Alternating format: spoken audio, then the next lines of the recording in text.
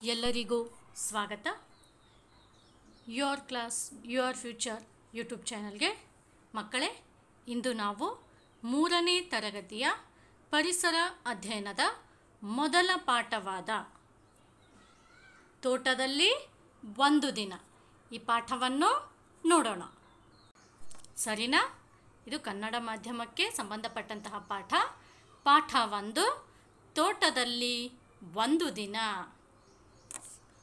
ಸಂಜೆ ಮಕ್ಕಳ ಒಂದು ಗುಂಪು ಹೊರಟುತ್ತಾ ಸಾಗಿತ್ತು. ವನಜ: ಆಹಾ, ಅಲ್ಲಿ ನೋಡಿ, ಬೆಳ್ಳಕ್ಕಿಯ ಸಾಲು. ಲಿಖಿತ: ಆಹಾ, ಅವು ಹಾರುತ್ತಾ ನಮ್ಮ ತೋಟದ ಕೊಳದ ಹತ್ತಿರ ಇರುವ ಮರದಲ್ಲಿ ಕುಳಿತವು ನೋಡಿ. ಅರುಣ್: ಅಲ್ಲಿ ಹೋಗಿ ನೋಡೋಣವಾ? ಮಕ್ಕಳ ಗುಂಪು ತೋಟದಲ್ಲಿರುವ ಕೊಳದ ಬಳಿ ಹೊರಟಿತು. ತೆರೆಸಾ: ಶಬ್ದ ಮಾಡದೆ ಬನ್ನಿ. ಮರದಲ್ಲಿ ಬೆಳ್ಳಕ್ಕಿ ಅಲ್ಲದೆ ಅಳಿಲು, ಇರುವೆ, ಜೇಡ, ಬಾವಲಿ, ಮೈನಾ, ಅಬ್ಬಾ, ಎಷ್ಟೊಂದು ಪ್ರಾಣಿಗಳಿವೆ! ಎಲ್ಲವೂ ಓಡಿಬಿಟ್ಟವು. ಒಂದು ಸಂಜೆ ಏನಾಗಿತ್ತು, ಮಕ್ಕಳ ಒಂದು ಗ್ರೂಪ್ ಏನಾಗಿತ್ತು, ಅವು ಮಾತಾಡ್ತಾ ಅವರಷ್ಟಕ್ಕೆ ಅವರು ಹೋಗ್ತಾ ಇದ್ರು. ಯಾರ್ಯಾರಿದ್ರ ಆ ಗುಂಪಿನಲ್ಲಿ ಅಂದರೆ ವನಜ, ಲಿಖಿತ, ಅರುಣ್, ತೆರೆಸಾ. ಓಕೆ, ಇವರಲ್ಲದೆ ಇನ್ನೂ ಭಾಳಷ್ಟು ಜನ ಮಕ್ಕಳಿದ್ರು. ಅವರೆಲ್ಲರ ಹೆಸರುಗಳು ಮುಂದೆ ಬರ್ತವೆ. ಸೊ ಈ ಒಂದು ಮೊದಲನೇ ಪುಟದಲ್ಲಿ ನಾವು ಇದನ್ನು ನೋಡ್ತೀವಿ. ಅಲ್ಲಿ ಏನಂತಂದರೆ, ಆ ಮಕ್ಕಳು ಮಾತಾಡ್ತಾ ಹೋಗ್ತಾ ಇರ್ತವ. ಅವಾಗ ಏನಾಗ್ಬಿಡ್ತದ, ವನಜ ಒಮ್ಮೆ ಏನು ಮಾಡ್ತಾಳ, ಮೇಲೆ ಆಕಾಶದತ್ತ ನೋಡ್ತಾಳೆ. ಅವಳಿಗೆ ಏನು ಕಂಡಿತು ಆಕಾಶದಲ್ಲಿ? ಬೆಳ್ಳಕ್ಕಿಯ ಸಾಲು. ಬೆಳ್ಳಕ್ಕಿಗಳೇನಾಗಿದ್ದು ಸಾಲಾಗಿ ಹಾರ್ತಾ ಬರ್ತಾ ಇದ್ವು. ಅದು ಸಂಜೆಯ ಹೊತ್ತು, ಸಾಯಂಕಾಲ ಆಗ್ಬಿಟ್ಟಿತ್ರಿ. ಹೌದಲ್ಲ? ನೀವು ಕೂಡ ಮಕ್ಕಳೇ ನೋಡಿರ್ಬೋದು ಸಾಕಷ್ಟು ಸಲ. ಬೆಳಿಗ್ಗೆ ಸಾಯಂಕಾಲ ಏನಂತಂದರೆ ಹಕ್ಕಿಗಳ ಗುಂಪು ಹಾರ್ತಾ ಹೋಗ್ತಿರ್ತಾವೆ. ಹೌದಲ್ಲ? ಲೈನ್ ವೈಸ್ ಹೋಗ್ತಾ ಇರ್ತಾವೆ ಹಕ್ಕಿಗಳು. ನೋಡಿರ್ಬೋದಲ್ಲ ನೀವೆಲ್ಲರೂ. ಸೊ ಇಲ್ಲಿ ವನಜ ನೋಡ್ತಾಳ. ನೋಡಿ ಅವರ ಒಂದು ಗೆಳೆಯರಿಗೆ ಹೇಳ್ತಾಳೆ, ನೋಡಿ ಅಲ್ಲಿ ಎಷ್ಟು ಸುಂದರವಾದಂತಹ ಒಂದು ಬೆಳ್ಳಕ್ಕಿಯ ಸಾಲಿದೆ ಅಂತ ಹೇಳ್ತಾಳ. ಅವಾಗ ಲಿಖಿತ ಏನಂತಾಳ, ಹೌದಲ್ಲ, ಅವು ಹಾರ್ತಾ ಏನಂತಂದ್ರೆ ನಮ್ಮ ತೋಟದ ಒಂದು ಕೊಳ ಅದಲ್ಲ. ಕೊಳ ಅಂತಂದರೆ ನೀರಿನ ಒಂದು ಸಣ್ಣ ಪಾಂಡ್ ಇದ್ದಂಗೆ ಅದು. ಓಕೆನಾ? ಕೊಳ ಸ್ವಲ್ಪ ಸಣ್ಣದಿರ್ತವೆ. ನದಿ ಅಷ್ಟೇನು ದೊಡ್ಡದಿರಲ್ಲ, ಸಣ್ಣದು. ಕೆರೆ ಅಷ್ಟೂ ಅಲ್ಲ, ಕೆರೆಗಿನ್ನೂ ಸ್ವಲ್ಪ ಚಿಕ್ಕದಾಗಿರ್ತವೆ. ಸೊ ಅವಳು ಹೇಳ್ತಾಳ, ನಡಿ ಅಲ್ಲಿ ಹೋಗಿ ನೋಡೋಣ, ಬಹುಶಃ ಅಲ್ಲೇ ಹೋಗಿ ಆ ಮರದಲ್ಲಿ ಕುಳಿತವ ಅಂತ ಹೇಳ್ತಾಳೆ ಅವಳು. ಅದಕ್ಕೆ ಅರುಣ ಏನಂತಾನ, ಹೌದಾ, ನಡಿ ಅಲ್ಲಿ ಹೋಗಿ ನೋಡೋಣವಾ, ನಾವು ಅಲ್ಲಿಗೆ ಹೋಗಿ ನೋಡೋಣವಾ ಅಂತ ಹೇಳ್ತಾರ. ಸೊ ಆ ಅರುಣ್ ಹೇಳಿದ ಮಾತಿಗೆ ಎಲ್ಲ ಮಕ್ಕಳು ಏನು ಅಂತಂದರೆ ಸಮ್ಮತಿಸಿ ಅವರೆಲ್ಲರೂ ಯಾವ ಕಡೆಗೆ ಹೊರಡ್ತಾರ ಅಂತಂದರೆ ಆ ಒಂದು ತೋಟದ ಕಡೆಗೆ ಹೊರಡ್ತಾರೆ. ತೋಟದ ಕಡೆಗೆ ಹೊರಟಿ ಆ ಒಂದು ಕೊಳದ ಬಳಿ ಬಂದ್ಬಿಡ್ತಾರೆ. ಅವಾಗ ತೆರೆಸಾ ಏನಂತಾಳ, ಆ ಗುಂಪಿನಲ್ಲಿರುವಂತಹ ಒಂದು ಮಗು, ಅವಳ ಹೆಸರು ತೆರೆಸಾ. ಅವಳೇನಂತಾಳ, ಎಲ್ಲರೂ ಏನು ಮಾಡಿ ನಿಶಬ್ದವಾಗಿರಿ, ಯಾರು ಏನು ಮಾಡಬೇಡ್ರಿ, ಆವಾಜ್ ಮಾಡಬೇಡ್ರಿ, ಶಬ್ದ ಮಾಡಬೇಡ್ರಿ. ಯಾಕಂತಂದರೆ ನಾವು ನೋಡೋಕ್ಕೆ ಹೊರಟಿರೋದು ಬೆಳ್ಳಕ್ಕಿ. ಆದರೆ ಬೆಳ್ಳಕ್ಕಿಯ ಜೊತೆಗೆ ಮರದಲ್ಲೇನಿರ್ತಾವ ಇನ್ನೂ ಸಾಕಷ್ಟು ಬೇರೆ ಬೇರೆ ಪ್ರಾಣಿ ಪಕ್ಷಿಗಳೆಲ್ಲ ಇರ್ತವೆ. ಹೌದಲ್ಲ? ಸೊ ಹೀಗಾಗಿ ನೀವು ಯಾರೂ ಶಬ್ದ ಮಾಡಬೇಡಿ. ಏನೇನಿರ್ಬೋದಲ್ಲಿ? ಅಳಿಲು, ಇರುವೆ, ಜೇಡ, ಬಾವಲಿ, ಮೈನಾ. ಸೊ ಇಂತಹ ಸಾಕಷ್ಟು ಪ್ರಾಣಿಗಳೆಲ್ಲ ಏನಿರ್ತವ ಅಂತಂದರೆ ಆ ಮರದಲ್ಲಿರ್ತವ. ಸೊ ನಾವು ಒಂದು ವೇಳೆ ಹೀಗೆ ಶಬ್ದ ಮಾಡಿದ್ದೆ ಆದರೆ, ಆವಾಜ್ ಮಾಡಿದ್ದೆ ಆದರೆ ಅವೆಲ್ಲ ಏನು ಮಾಡಿಬಿಡ್ತಾವಲ್ಲಿಂದು ಓಡಿ ಹೋಗಿ ಬಿಡುತ್ತವೆ ಅಂತ ಹೇಳ್ತಾ. ಮುಂದೆ ಅವೆಲ್ಲ ಮಕ್ಕಳಲ್ಲಿ ಬಂದುಬಿಡ್ತಾರ. ಸೊ ಅವ್ರಲ್ಲಿ ಬಂದು ಏನು ಮಾಡ್ತಾರ ಅಂತ ನೋಡೋದಕ್ಕಿಂತ ಮುಂಚಿತವಾಗಿ ಮಕ್ಕಳೇ, ನಿಮ್ಮೆಲ್ಲರಿಗೂ ಇಲ್ಲಿ ಒಂದು ಚಟುವಟಿಕೆ ಏನಿದೆ, ಚಿತ್ರದಲ್ಲಿರುವ ಪ್ರಾಣಿಗಳ ಹೆಸರನ್ನು ಅದರಲ್ಲಿ ಕೊಟ್ಟಿರುವ ಖಾಲಿ ಜಾಗದಲ್ಲಿ ಬರೆ. ನೀವೆಲ್ಲರೂ ಏನಂತಂದರೆ ಇಲ್ಲಿ ನೋಡ್ಬೋದು. ಹೌದಲ್ಲ? ಒಂದು ದೊಡ್ಡದಾದಂತಹ ಮರವಿದೆ. ಆ ಮರದಲ್ಲಿ ಏನಂತಂದರೆ ಅಲ್ಲಲ್ಲಿ ಪ್ರಾಣಿಗಳನ್ನು ತೋರಿಸಿದ್ದಾರೆ. ಹಾಗೂ ಆ ಪ್ರಾಣಿಗಳ ಹತ್ತಿರ ಏನಂತಂದರೆ ಇಷ್ಟಾಗಿಯೇ ಜಾಗವನ್ನು, ಪ್ಲೇಸನ್ನು ಬಿಟ್ಟಿದ್ದಾರೆ. ಸೊ ಅವ್ರು ಏನು ಹೇಳ್ತಾ ಇದ್ದಾರೆ ಅಂತಂದರೆ, ಆ ಒಂದು ಪ್ಲೇಸಿನಲ್ಲಿ ಆ ಪ್ರಾಣಿಗಳ ಒಂದು ಹೆಸರನ್ನು ಬರೆಯುವಂತೆ ಅವರು ಹೇಳ್ತಾ ಇದ್ದಾರೆ. ಸೊ ರೆಡಿನಾ, ಬರೆಯೋಣವಾ? ಓಕೆ, ನೋಡೋಣ ಒಂದೊಂದಾಗಿನೇ. ಮೊದಲನೇದಿದು ಬಾವಲಿ, ಸರಿನಾ? ಎರಡನೇದ್ದು ಜೇನು, ಗೂಬೆ, ಜೇಡ. ಇಲ್ಲಿ ನೋಡ್ತಾ ಇದ್ದೀರಲ್ಲ, ಜೇಡ ಸಣ್ಣದಾಗಿ ಮನೆ ಕಟ್ಕೊಂಡಿದೆ, ಹೌದಲ್ಲ? ಎಸ್, ಈ ಜೇಡ ನಮ್ಮ ಮನೆಯಲ್ಲಿನೂ ಇರ್ತವೆ. ನೆಕ್ಸ್ಟ್ ಅಳಿಲು. ಆಮೇಲೆ ಇಲ್ಲಿ ಬರೋದು ಇರುವೆ. ಆಮೇಲೆ ಇಲ್ಲಿ ನೋಡಿ ಮೀನು, ನೀರಿನಲ್ಲಿದೆಯಲ್ಲ ಮೀನು. ಆಮೇಲೆ ಇಲ್ಲಿ ಈ ಹೂವಿನ ಮೇಲೆ ಕೂತಿರೋದು ಚಿಟ್ಟೆ. ಇಲ್ಲಿ ಎಸ್, ನೀರಿನ ಹತ್ರ, ಕೊಳದ ಹತ್ರ ಬಂದು ಏನು ಮಾಡ್ತಾ ಇದ್ದಾವೆ ಕೊಕ್ಕರೆಗಳು? ಆಹಾರವನ್ನು ಹುಡುಕ್ತಾ ಇದ್ದಾವೆ, ಕೊಕ್ಕರೆ. ಇಲ್ಲಿ ನೋಡಿ ನೀರಿನಲ್ಲಿ ಮೀನಿನ ಜೊತೆ ಏನಿದೆ? ಆಮೆ ಸಹ ಇದೆ. ಇಲ್ಲಿ ನೋಡಿ ಮರ ಕುಟಿಗ, ಮೊಲ, ಹಾವು, ಕೊನೆಯದಾಗಿ ಕಪ್ಪೆ. ಸರಿನಾ? ಇನ್ನೊಂದು ಸಲ ನಾನೆಲ್ಲ ಪ್ರಾಣಿಗಳ ಹೆಸರನ್ನು ಹೇಳ್ಬಿಡ್ತೀನಿ. ಬಾವಲಿ, ಜೇನು, ಗೂಬೆ, ಜೇಡ, ಅಳಿಲು, ಇರುವೆ, ಮರಕುಟಿಗ, ಚಿಟ್ಟೆ, ಕೊಕ್ಕರೆ, ಮೊಲ, ಮೀನು, ಆಮೆ, ಕಪ್ಪೆ ಹಾಗೂ ಹಾವು. ಎಲ್ಲ ಪ್ರಾಣಿಗಳು ಏನಂತಂದರೆ ಆ ಮರದ ಹತ್ತಿರ, ಆ ಮರದ ಮೇಲೆ ಇದ್ದವು, ಹಾಗೂ ಕೆಲವೊಂದು ಆ ಕೊಳದಲ್ಲಿಯೂ ಸಹ ಇದ್ದವು. ಸರಿ, ಈಗ ಮುಂದೆ ನೋಡೋಣ. ಲಿಖಿತ. ಅಷ್ಟೇ ಅಲ್ಲ, ಕೊಳದಲ್ಲಿ ನೋಡಿ ಮೀನು, ಕಪ್ಪೆಗಳು ಕಾಣುತ್ತಿವೆ. ಅಲ್ಲಿ ಆಮೆ ಈಜುತ್ತಿದೆ. ಅರುಣ್, ಹಕ್ಕಿಗಳ ಚಿಲಿಪಿಲಿ ಕೇಳೋಕ್ಕೆ ಎಷ್ಟು ಇಂಪಾಗಿ ಇದೆ ಅಲ್ವಾ? ಅಲ್ಲಿ ನಾವು ಹಕ್ಕಿಗಳಂತೆ ಕೂಗೋಣವಾ? ಏನಂತ ಹೇಳ್ತಾರಲ್ಲಿ ಲಿಖಿತ? ಏನಂತಾಳ? ಅಷ್ಟೇ ಅಲ್ಲ, ಮರದಲ್ಲಿ ಅಷ್ಟೇ ಅಲ್ಲ, ಅಲ್ಲಿ ಕೊಳದಲ್ಲಿಯೂ ನೋಡ್ರಿ ಇಷ್ಟೆಲ್ಲ ಪ್ರಾಣಿಗಳದಾವ, ಮೀನು, ಕಪ್ಪೆಗಳು, ಜೊತೆಗೆ ಆಮೆ. ಇಷ್ಟು ಚೆನ್ನಾಗದಲ್ಲ, ಈಜ್ತಾ ಇದೆ ಆಮೆ ನೋಡಿ ಅಂತ ಹೇಳ್ತಾವ. ಅದಕ್ಕೆ ಅರುಣನ್ನು ಏನತ್ತಾನ, ಅಂತೇಳಿ ಅವನೇನು ಹೇಳ್ತಾನ, ಅಷ್ಟೇ ಅಲ್ಲ, ಈ ಒಂದು ಹಕ್ಕಿಗಳ ಚಿಲಿಪಿಲಿ ಅಂತಂದರೆ ಹಕ್ಕಿಗಳು ಮಾಡುವಂಥ ಒಂದು ಶಬ್ದ, ಹೌದಲ್ಲ? ನೀವೆಲ್ಲರೂ ಬೆಳಿಗ್ಗೆ ಕೇಳಬೇಕು. ಬೆಳಿಗ್ಗೆ ಎದ್ದರೆ, ಸ್ಪೆಷಲಿ ಹಳ್ಳಿಗಳಲ್ಲಿ ಜಾಸ್ತಿ ನಮ್ಗೆ ಕೇಳಿಬರ್ತದೆ. ಸಿಟಿಗಳಲ್ಲೆಲ್ಲ ಏನಾಗ್ಬಿಟ್ಟದ ಅಂತಂದರೆ ಸ್ವಲ್ಪ ಕಡಿಮೆ ಆಗಿಬಿಟ್ಟದೆ. ಈಗೆಲ್ಲ ಹಕ್ಕಿಗಳು ನಮಗೆ ಅಷ್ಟೊಂದು ಕಂಡು ಬರ್ತಾ ಇಲ್ಲ. ಆದರೆ ಹಳ್ಳಿಗಳಲ್ಲಿ ಈಗಲೂ ಸಹ ಏನಂತಂದರೆ ಇನ್ನೂ ಆ ಒಂದು ಪಕ್ಷಿಗಳ ಒಂದು ಚಿಲಿಪಿಲಿ ಕಲರವ ಏನಂತಂದರೆ ನಾವು ಕೇಳ್ಬೋದು. ಸೊ ಇಲ್ಲಿ ಅರುಣ್ ಏನಂತಾನ, ಇಷ್ಟು ಇಂಪಾಗಿದೆಯಲ್ಲ ಕೇಳೋದಕ್ಕೆ, ಎಷ್ಟು ಸುಮಧುರವಾಗಿದೆಯಲ್ಲ ಅಂತಂದಾಗ ಅಲಿ ಏನು ಹೇಳ್ತಾನ, ನಾವು ಹಕ್ಕಿಗಳಂತೆ ಕೂಗೋಣವಾ ಅಂಥೇಳಿ ಅಲಿ ಅವನಿಗೆ ಕೇಳ್ತಾನೆ. ಸೊ ಮುಂದೆ ಏನಾಗುತ್ತೆ ಅಂತ ನೋಡೋಣ. ಆದರೆ ಅದು ನೋಡೋಕ್ಕಿಂತ ಮುಂಚಿತವಾಗಿ ಇಲ್ಲಿ ಮತ್ತೊಂದು ಚಟುವಟಿಕೆ ನಮಗೋಸ್ಕರ. ಏನಿದೆ ಆ ಚಟುವಟಿಕೆ ನೋಡೋಣ ಬನ್ನಿ. ಪ್ರಶ್ನೆ: ನಿನ್ನ ಊರಿನಲ್ಲಿ ನೀನು ನೋಡಿರುವ ಹಕ್ಕಿಗಳ ಹೆಸರನ್ನು ಬರೆ. ಮಕ್ಕಳೇ, ನೀವೆಲ್ಲರೂ ನಿಮ್ಮ ಊರಲ್ಲಿ ನೋಡಿದ್ದೀರಲ್ಲ, ಅದು ನಗರ ಇರ್ಬೋದು ಅಥವಾ ಹಳ್ಳಿ ಇರ್ಬೋದು, ಎಲ್ಲರೂ ನೀವು ನಿಮ್ಮ ಊರಲ್ಲಿ ನೀವು ಹಕ್ಕಿಗಳನ್ನು ನೋಡಿದ್ದೀರಲ್ಲ. ಸೊ ಆ ಒಂದು ಹಕ್ಕಿಗಳ ಹೆಸರನ್ನು ಇಲ್ಲಿ ಬರೆಯಬೇಕು, ಸರಿನಾ? ಸೊ ನಾನಿಲ್ಲಿ ಕೆಲವೊಂದು ಹಕ್ಕಿಗಳ ಹೆಸರನ್ನು ಕೊಟ್ಟಿದ್ದೀನಿ, ನೋಡಿಕೊಳ್ಳಿ.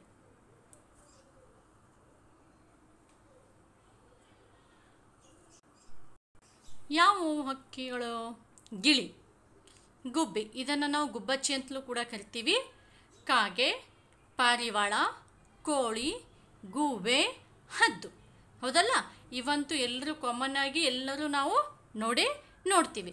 ಇದಲ್ಲದೆ ಇನ್ನೂ ನೀವೇನಾದರೂ ಇನ್ನೂ ಹೆಚ್ಚಿನ ಒಂದು ಪಕ್ಷಿಗಳನ್ನು ನೀವು ನೋಡಿದ್ದೆ ಆದರೆ ನವಿಲಾಗಿರ್ಬೋದು, ಬಾವಲಿ ಆಗಿರ್ಬೋದು. ಸೊ ಅಂಥವುಗಳನ್ನು ಕೂಡ ನೀವೇನು ಮಾಡಿ ಈ ಒಂದು ಪಟ್ಟಿಯಲ್ಲಿ ಸೇರಿಸಿ, ಸರಿನಾ? ಈಗ ಇನ್ನೊಂದು ಪ್ರಶ್ನೆ: ನೀನು ಯಾವ ಹಕ್ಕಿಗಳ ಕೂಗನ್ನು ಕೇಳಿರುವೆ?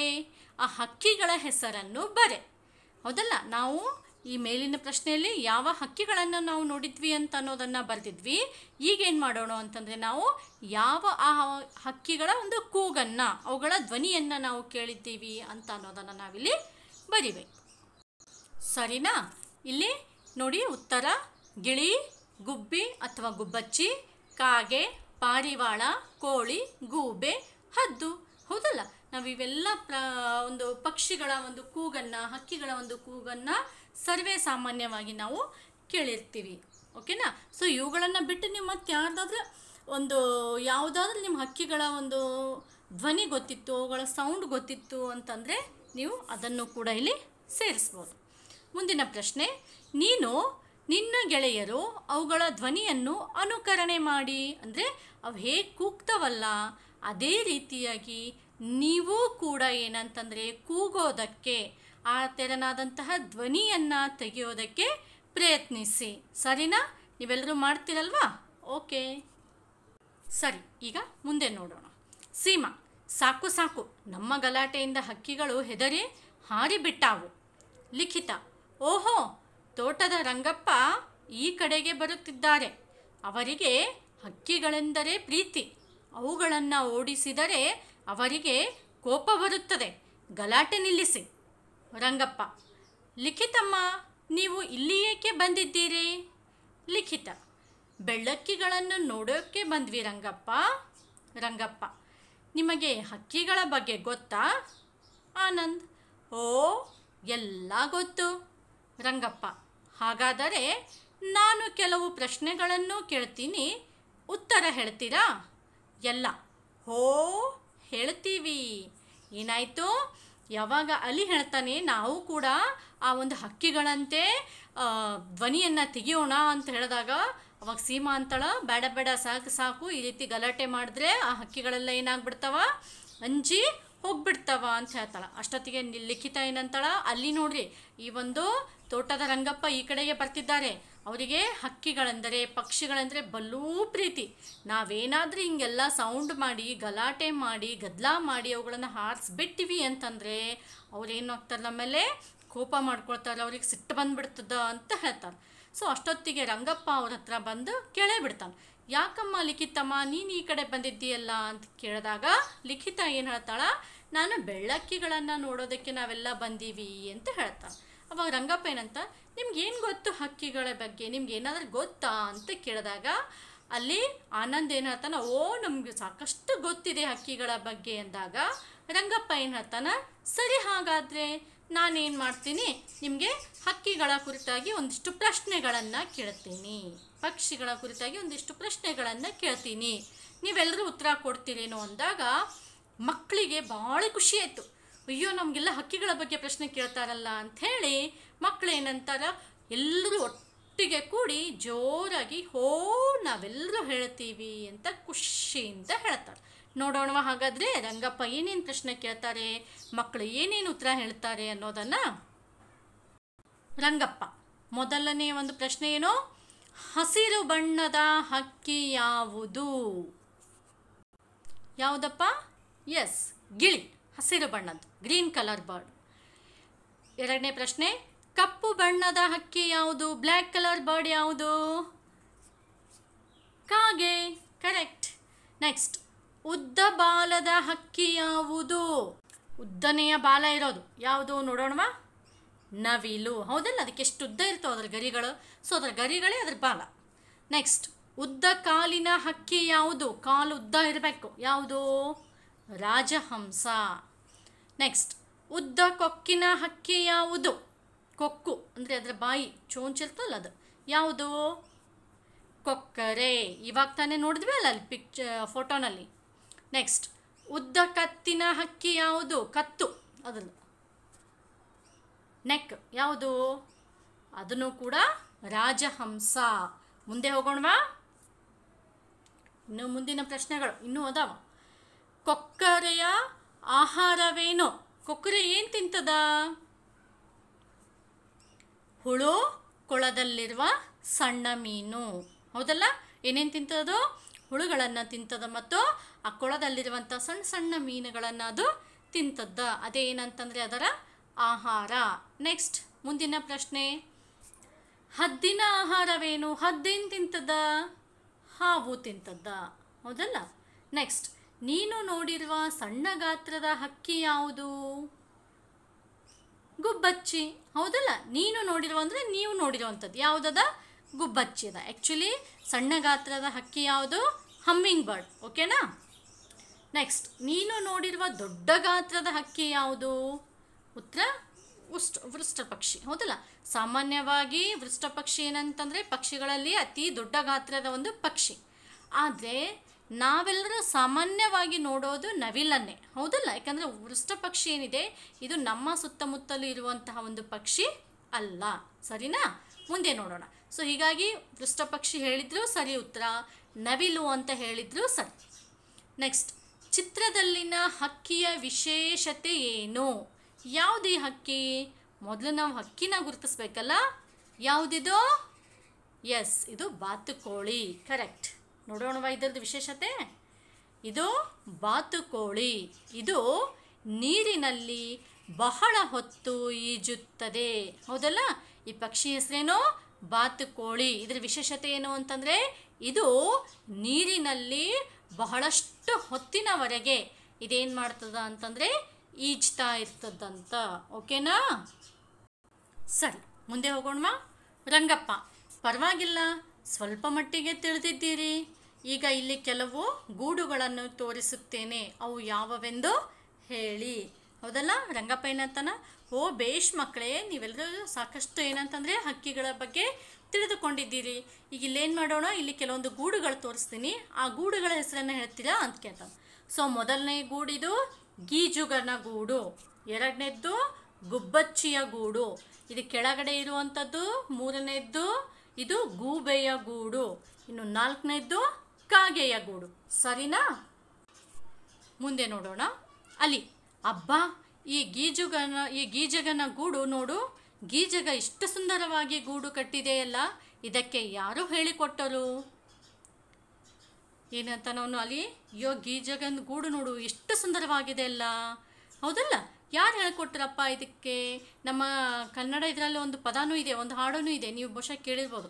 ಗೀಜುಗ ನಿನ್ನ ಮನೆ ಗಾಜಿನ ಗಂಬಗಲ್ಲು, ಹೌದಲ್ಲ, ಈ ಹಾಡೂ ಕೂಡ ಇದೆ. ಸುಂದರವಾದಂಥ ಹಾಡುನೇ ಏನಂತಂದರೆ ಈ ಒಂದು ಗೀಜಗನ ಗೂಡಿನ ಮೇಲೇನೂ ಸಹ ಕಟ್ಟಲಾಗಿದೆ. ಸರಿನಾ? ನಿಮ್ಗೆ ಯಾವಾಗಾದರೆ ಟೈಮ್ ಸಿಕ್ಕರೆ ಆ ಹಾಡು ಹುಡುಕಿ ಕೇಳಿ.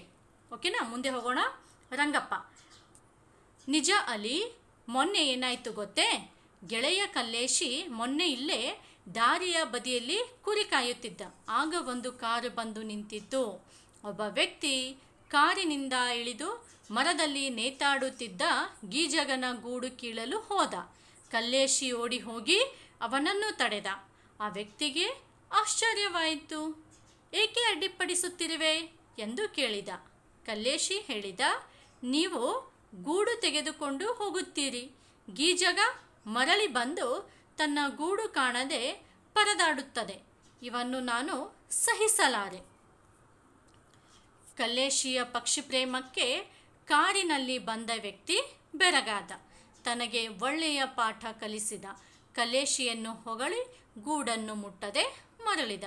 ಮೊನ್ನೆ ಈಗ ಏನಾಗಿತ್ತು, ಒಬ್ಬ ಕಾರಿನಲ್ಲಿ ಹೋಗೋರು, ದಾರಿಯಲ್ಲಿ ಹೋಗೋರು ತನ್ನ ಕಾರನ್ನು ನಿಲ್ಲಿಸಿ ಆ ಗೀಜಗನ ಗೂಡನ್ನು ತಗೊಂಡು ಹೋಗಬೇಕು ಮಕ್ಕಳ ಸಲುವಾಗಿ ಅಂತ ಬಂದಾಗ ಅಲ್ಲೇ ಕುರಿ ಕಾಯುತ್ತಿದ್ದ ಕಲ್ಲೇಶಿ ಓಡೋಡಿ ಬಂದು ಹೇಳ್ತಾನಂತ, ನೀವು ದಯವಿಟ್ಟು ಈ ಗೂಡನ್ನು ಕೀಳಬೇಡಿ.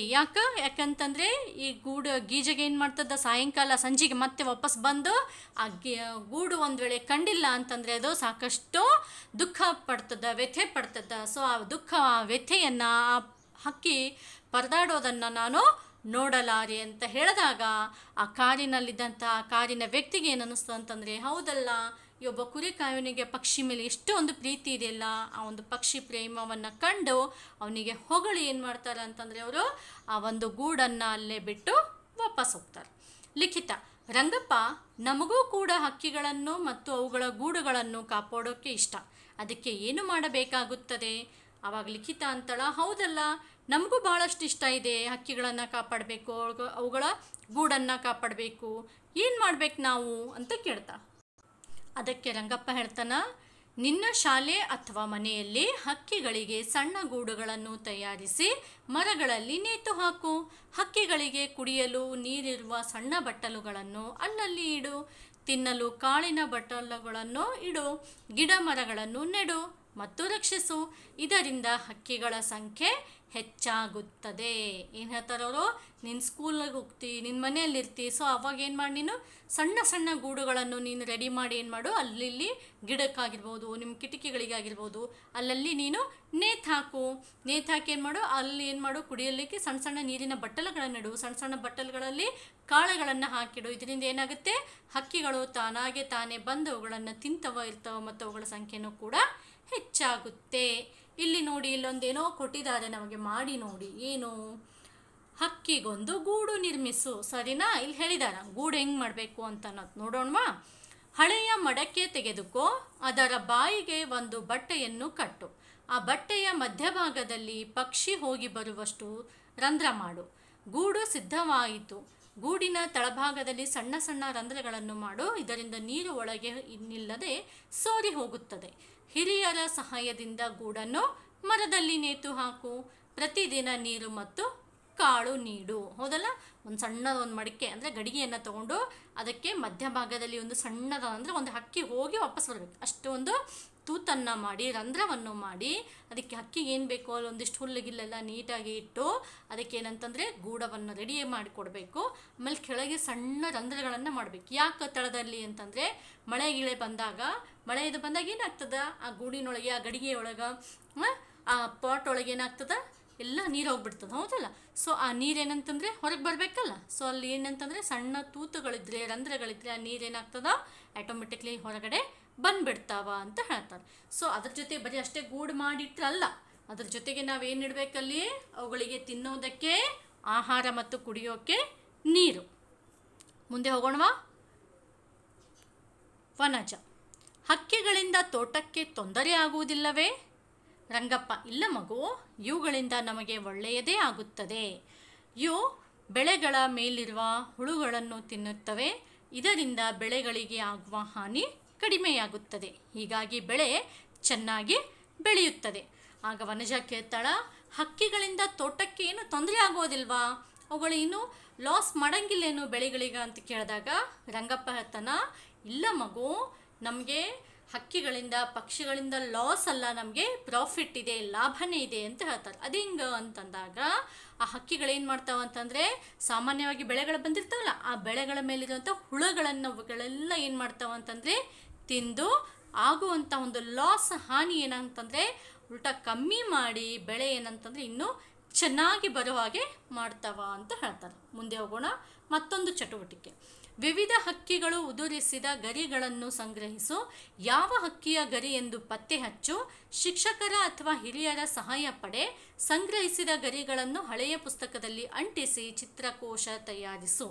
ಏನು ಮಾಡ್ಬೇಕು ನೀವು ಅಂತಂದರೆ, ಅಲ್ಲಿ ಹಕ್ಕಿಗಳನ್ನು ಹಾರೋದು ನೋಡಿರ್ತೀರಿ.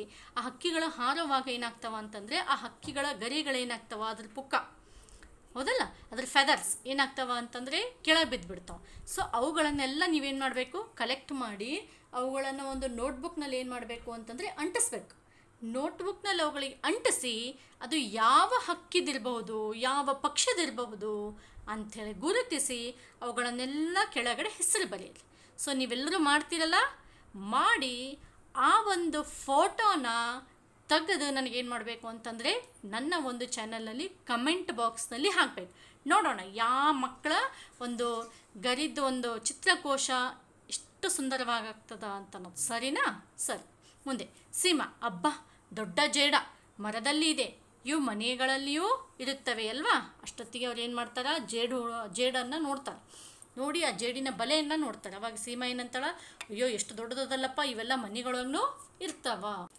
ಅದಕ್ಕೆ ಅರುಣ ಅಂತನ, ಹೌದು, ಮನೆಗಳಲ್ಲಿ ಜಿರಳೆ, ಹಲ್ಲಿ, ನೊಣ, ಇಲಿ, ಬೆಕ್ಕು, ಸೊಳ್ಳೆಗಳ ಹಾಗೆ ಜೇಡ ಕೂಡ ಇರುತ್ತದೆ.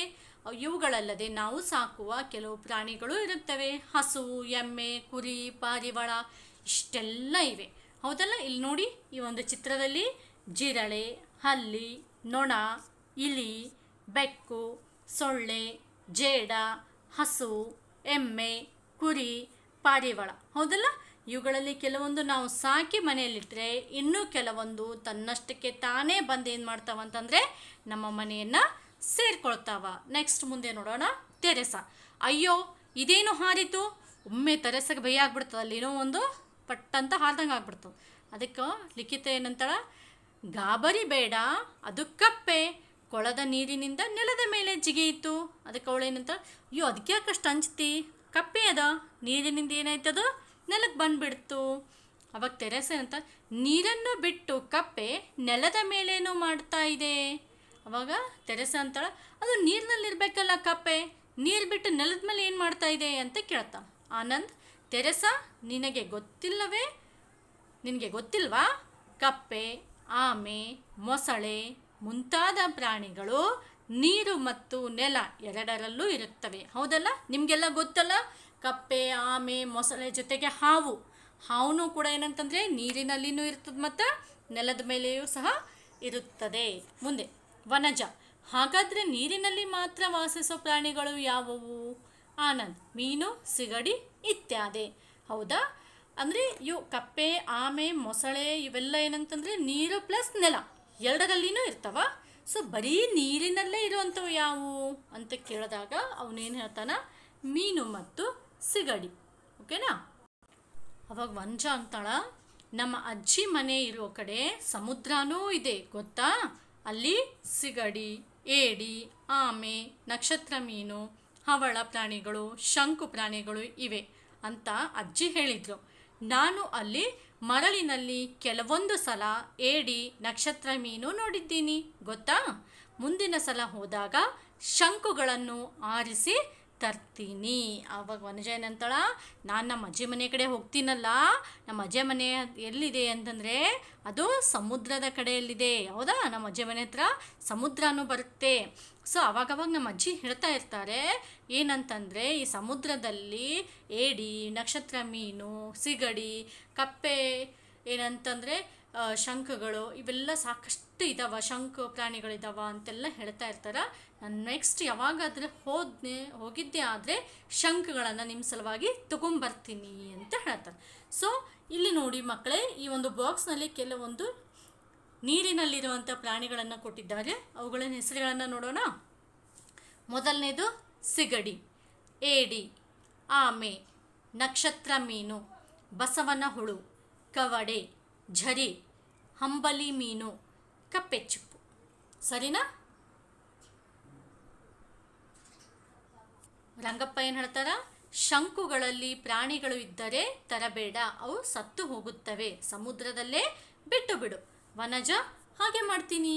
ರಂಗಪ್ಪ, ಇಷ್ಟೊಂದು ಪ್ರಾಣಿಗಳನ್ನು ನೀವು ನೋಡಿದ್ದೀರಾ, ಅವುಗಳ ಆಕಾರ, ಬಣ್ಣ, ಗಾತ್ರ ಎಲ್ಲ ಒಂದೇ ಥರ ಇದೆಯಾ?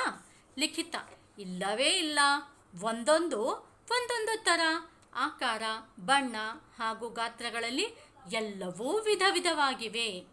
ರಂಗಪ್ಪ, ನಿಜ, ಪ್ರಾಣಿಗಳಲ್ಲಿ ಎಣಿಸಲೂ ಆಗದಷ್ಟು ವಿಧಗಳಿವೆ. ಏನು ಹೇಳ್ತಾರೆ ರಂಗಪ್ಪ, ವನಜಾಗ ನಿನ್ನ ಶಂಕು ತರುವಾಗ ಅದರಲ್ಲಿ ಫಸ್ಟ್ ಪ್ರಾಣಿಗಳು ಅದವೋ ಇಲ್ವೋ ನೋಡು, ಒಂದು ವೇಳೆ ಪ್ರಾಣಿಗಳಿದ್ರೆ ಅವುಗಳನ್ನಲ್ಲೇ ಸಮುದ್ರದಲ್ಲೇ ಎಸೆದು ಬಿಡು, ಇಲ್ಲಾಂದ್ರೆ ಅವು ಸತ್ತೋಗ್ಬಿಡ್ತಾವ ಅಂತ ಹೇಳಿದಾಗ ವನಜ ಅಂತಾಳೆ, ಆಯಿತು ರಂಗಪ್ಪ ಅಂತ ಹೇಳ್ತಾಳೆ. ಮತ್ತು ರಂಗಪ್ಪ ಮತ್ತೊಂದು ಪ್ರಶ್ನೆ ಕೇಳ್ತಾರೆ, ಏನಂತಂದರೆ, ಈಗಾಗಲೇ ನೀವು ಸಾಕಷ್ಟು ಪ್ರಾಣಿಗಳ ಬಗ್ಗೆ ತಿಳ್ಕೊಂಡಿದ್ದೀರಿ, ಎಷ್ಟೋ ಪ್ರಾಣಿಗಳನ್ನು ನೀವು ನೋಡಿರಿ, ಎಲ್ಲ ಪ್ರಾಣಿಗಳು ಒಂದೇ ಸೈಜ್ನಾಗ ಅದಾವೇನು, ಅವುಗಳ ಆಕಾರ, ಗಾತ್ರ, ಬಣ್ಣ ಎಲ್ಲ ಒಂದೇ ಥರನಾಗದೇನು ಅಂತ ಕೇಳಿದಾಗ ಮಕ್ಕಳೇನಂತಾರ, ಇಲ್ಲ. ಹೌದಲ್ಲ ಮಕ್ಕಳೇ, ನೀವು ನೋಡಿದಿರಲ್ಲ ಎಲ್ಲ ಪ್ರಾಣಿಗಳು ಒಂದೇ ಥರನಾಗದಾವ? ಇಲ್ಲ, ಹೌದಲ್ಲ? ಎಸ್. ಅದಕ್ಕಾಗಿಯೇ ಇಲ್ಲಿ ನಮಗೊಂದು ಚಟುವಟಿಕೆಯನ್ನು ನೀಡಿದ್ದಾರೆ, ನೋಡೋಣ ಬನ್ನಿ. ಈ ಕೆಳಗೆ ಕೊಟ್ಟಿರುವ ಪ್ರಾಣಿಗಳನ್ನು ಚಿಕ್ಕ ಗಾತ್ರದಿಂದ ದೊಡ್ಡ ಗಾತ್ರದವರೆಗೆ ಕ್ರಮದಲ್ಲಿ ಜೋಡಿಸು. ಪ್ರಾಣಿಗಳ ಹೆಸರನ್ನು ನೋಡೋಣ. ಹಸು, ನಾಯಿ, ಮೇಕೆ, ಪಾರಿವಾಳ, ಜೇನುಹುಳ, ಇರುವೆ, ಗುಬ್ಬಚ್ಚಿ, ಆನೆ, ಮಿಡತೆ, ಬೆಕ್ಕು. ಏನು, ಸಣ್ಣ ಸೈಜ್ಲಿಂದ ದೊಡ್ಡ ಸೈಜ್, ಚಿಕ್ಕ ಗಾತ್ರದಿಂದ ದೊಡ್ಡ ಗಾತ್ರದವರೆಗೆ ಇವುಗಳನ್ನು ನಾವು ಜೋಡಿಸ್ಬೇಕಂತ. ಸರಿನಾ? ಸೊ ಮೊಟ್ಟ ಮೊದಲಿಗೆ ಯಾವ್ದು ಬರ್ತದೆ, ಎಲ್ಲಕ್ಕಿಂತ ಚಿಕ್ಕದಾಗಿರೋದು ಇರುವೆ. ಇರುವೆ ನಂತರ ಜೇನುಹುಳ, ನಂತರ ಬರೋದು ಮಿಡತೆ, ನೆಕ್ಸ್ಟ್ ಗುಬ್ಬಚ್ಚಿ, ಸರಿ, ನೆಕ್ಸ್ಟ್ ಪಾರಿವಾಳ, ಆಮೇಲೆ ಬರೋದು ಬೆಕ್ಕು, ಆಮೇಲೆ ಬರೋದು ನಾಯಿ, ಆಮೇಲೆ ಬರೋದು ಮೇಕೆ, ನೆಕ್ಸ್ಟ್ ಹಸು, ಆಮೇಲೆ ಬರೋದು ಆನೆ. ಹೌದಲ್ಲ? ಈಗ ನಾವೇನು ಮಾಡಿದ್ದೀವಿ, ಇದನ್ನು ಚಿಕ್ಕದಿಂದ ದೊಡ್ಡದವರೆಗೆ ಗಾತ್ರಕ್ಕೆ ಅನುಗುಣವಾಗಿ ಸೈಜ್ ಪ್ರಕಾರ ನಾವು ಇವುಗಳನ್ನು ಜೋಡಿಸಿದ್ದೀವಿ. ವನಜ, ಈ ಮರದಲ್ಲಿ ಕೊಳದಲ್ಲಿ ಎಷ್ಟೊಂದು ಬಗೆಯ ಕೀಟಗಳು ಹಕ್ಕಿಗಳು ಇವೆ ರಂಗಪ್ಪ. ಕೀಟಗಳು ಮತ್ತು ಹಕ್ಕಿಗಳು ಕೂಡ ಪ್ರಾಣಿಗಳೇ ಆಗಿವೆ. ಅಲ್ಲಿ ಆಹಾರದಲ್ಲೂ ಅಷ್ಟೇ, ಕೆಲವು ಹುಲ್ಲು ತಿನ್ನುತ್ತವೆ, ಕೆಲವು ಕಾಳು ತಿನ್ನುತ್ತವೆ, ಕೆಲವು ಹುಳ ಹುಪ್ಪಟ್ಟೆ ಮಾಂಸ ತಿನ್ನುತ್ತವೆ ರಂಗಪ್ಪ. ಹೌದು, ಹುಲ್ಲು, ಕಾಳು, ಹಣ್ಣು, ತರಕಾರಿ ಹೀಗೆ ಬರೀ ಸಸ್ಯಗಳಿಂದ ಸಿಗುವ ಪದಾರ್ಥಗಳನ್ನು ತಿನ್ನುವಂಥವು ಸಸ್ಯಾಹಾರಿಗಳು. ಹುಳುಗಳು, ಮೀನು, ಸಣ್ಣ ಪ್ರಾಣಿಗಳು ಹೀಗೆ ಇತರ ಪ್ರಾಣಿಗಳನ್ನು ತಿನ್ನುವವು ಮಾಂಸಾಹಾರಿಗಳು.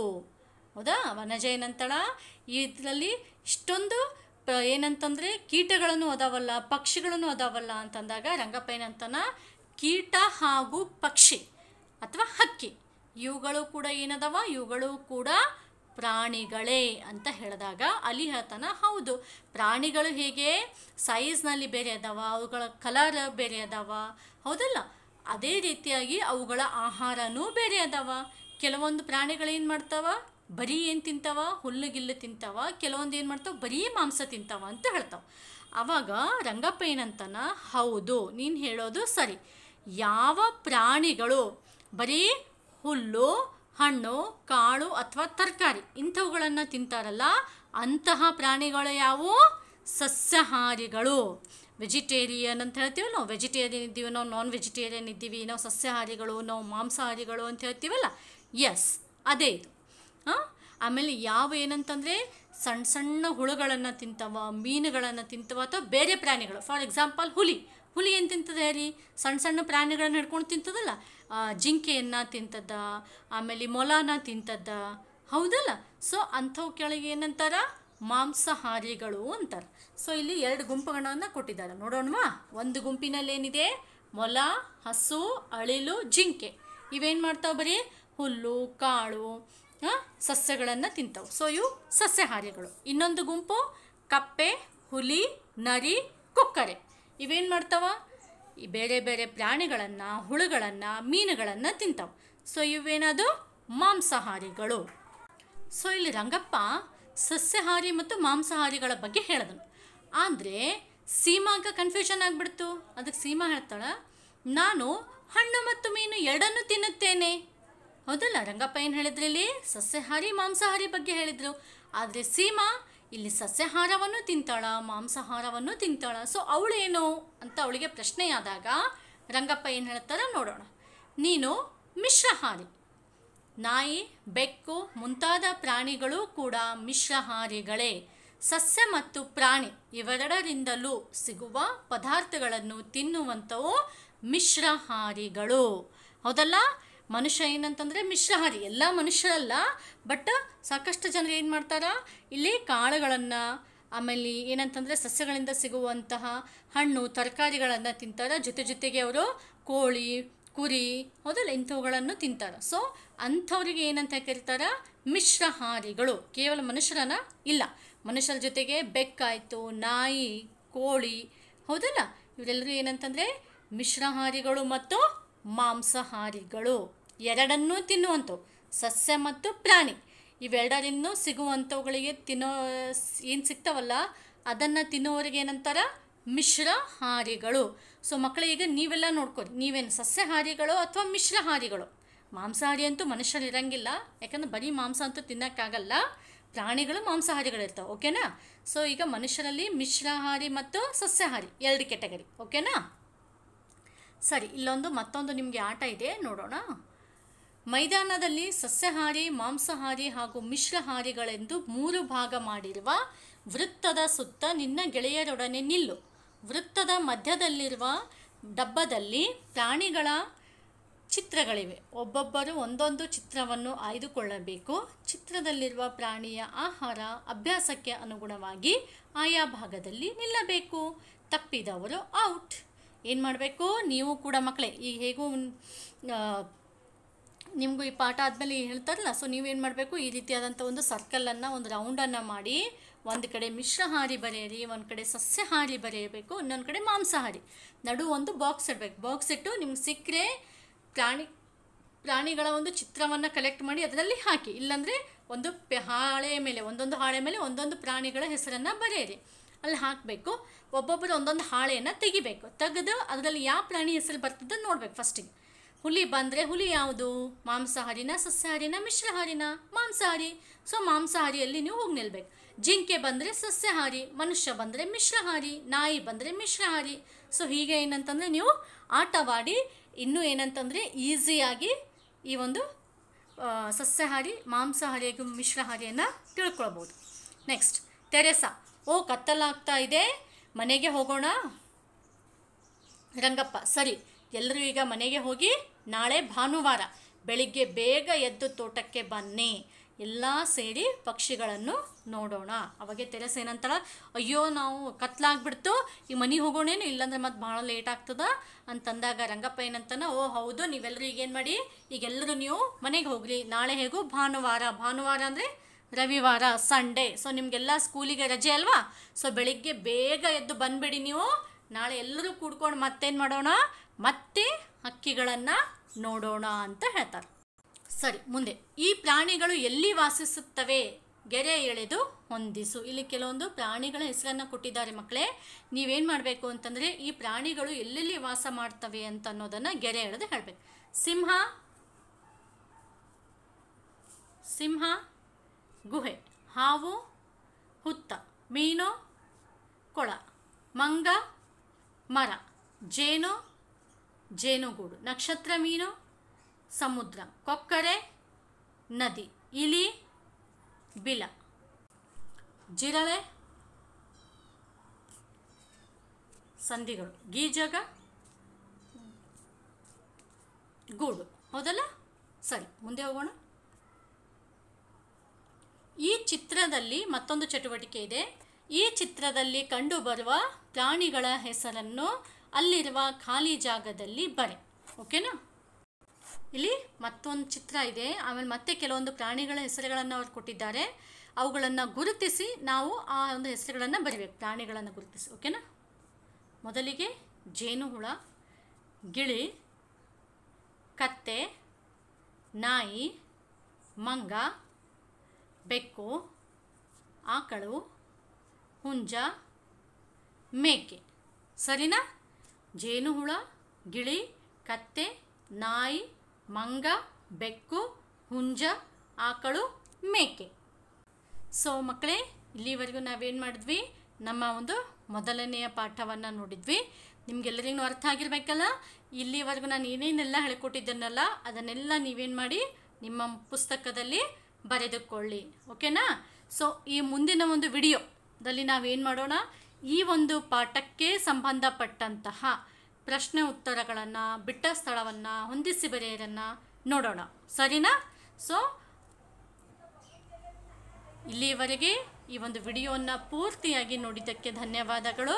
ಈ ವಿಡಿಯೋನ ಲೈಕ್ ಮಾಡಿ, ಶೇರ್ ಮಾಡಿ ಮತ್ತು ಕಮೆಂಟ್ ಮಾಡಿ. ಕಮೆಂಟ್ ಬಾಕ್ಸ್ನಲ್ಲಿ ನಾನು ಹೇಳಿದ್ದೀನಲ್ಲ, ನೀವೆಲ್ಲರೂ ಏನು ಮಾಡಿ, ಆ ಒಂದು ಹಕ್ಕಿಗಳ ಒಂದು ಗರಿಗಳನ್ನು ಹಚ್ಚಿ ತಯಾರಿಸಿದ ಒಂದು ಚಿತ್ರಕೋಶವನ್ನು ಈ ಕಮೆಂಟ್ನಲ್ಲಿ ಅದರ ಒಂದು ಫೋಟೋನ ಹಾಕಿ, ಹಾಗೂ ನನ್ನ ಚಾನಲ್ ಆದಂತಹ ಯೋರ್ ಕ್ಲಾಸ್ ಯೋರ್ ಫ್ಯೂಚರ್ಗೆ ಸಬ್ಸ್ಕ್ರೈಬ್ ಮಾಡಿ ಮುಂದಿನ ಭಾಗವನ್ನು ತಪ್ಪದೇ ನೋಡಿ ಪ್ರಶ್ನೋತ್ತರಗಳ ಸಲುವಾಗಿ.